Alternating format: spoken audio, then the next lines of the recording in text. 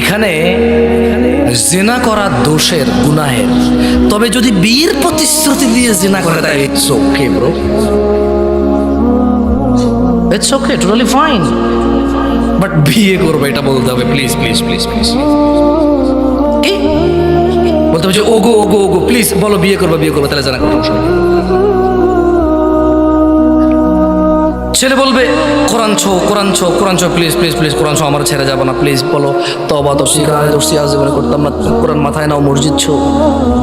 এরপরে আবার ওই যে এখন ওই যে বাংলাদেশে যে জাতীয় মসজিদগুলো বানাইছে না প্রত্যেক জেলায় জেলায়, মসজিদগুলো মডেল মসজিদ, ওখানে যে আবার ছবি তুলে বলতেছে ওয়াদা করো ছেড়ে যাবো না, লাস্ট পিক। ওয়াও, মসজিদকে সাক্ষী রেখে বলছে যে বিয়ে করবে, সো ইউ এখন জানা করতে পারো।